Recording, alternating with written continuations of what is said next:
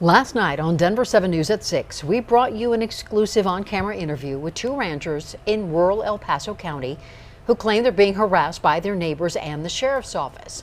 Well, right before our story aired, the El Paso County Sheriff's Office released more than 100 documents from cases involving the couple, the Mallorys. And that was after trying to charge us thousands of dollars just to get those records in the first place. Well, Denver 7's Micah Smith has now combed through all of those documents and brings you tonight's in-depth update.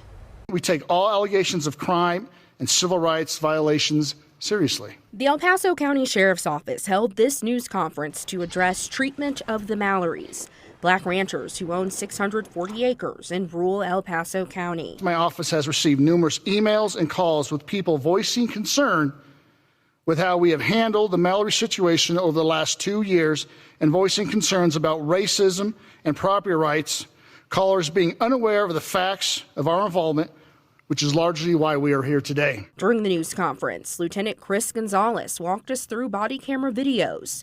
The first showed a process server going past a barrier and onto the Mallory's property to serve the couple with legal papers. Listen, I have some legal documents. Get the off my property. Hey, get the I'm off. leaving. Right I'm leaving. Nicole Mallory can be heard screaming at the server, and as he runs away, you can hear a gunshot. Brandishing a weapon is not necessarily against the law unless you use it in a threatening manner, such as to fire rounds off as the person's trying to flee the property. Nicole Mallory was charged with menacing, which was eventually dismissed. So when I look out the window, there's a white male there. Second video shows a SWAT team arresting the Mallorys for that incident. That's Nicole you hear screaming, complaining about shoulder pain. She calls the officers pigs and uses profanity.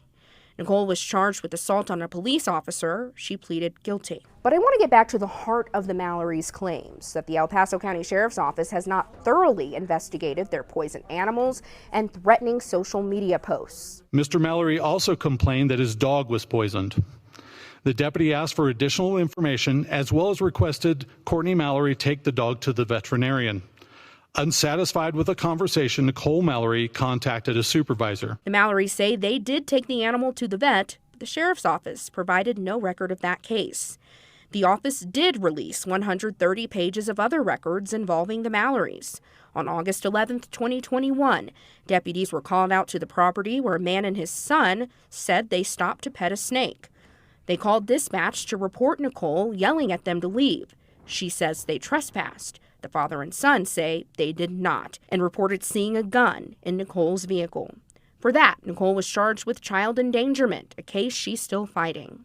As for these disturbing Facebook posts, on September 19th and 23rd, 2022, deputies investigated. The report mentioned comments about community members deliberately driving the roads outside the Mallorys' property. But it did not include these comments the Mallorys provided to us regarding Black Lives Matter, pitchforks, and fire sticks. U.S. Senators Michael Bennet and John Hickenlooper's teams confirmed with me their offices are monitoring the Mallorys' claims and working with the NAACP. One bombshell moment during the news conference was the mention of the Mallorys' murdered ranch hand. Take a listen. On May 14th, 2021, Courtney Mallory called EPSO dispatch because he was concerned for his safety after the murder of his ranch hand. He requested EPSO patrol check the area to ensure his safety.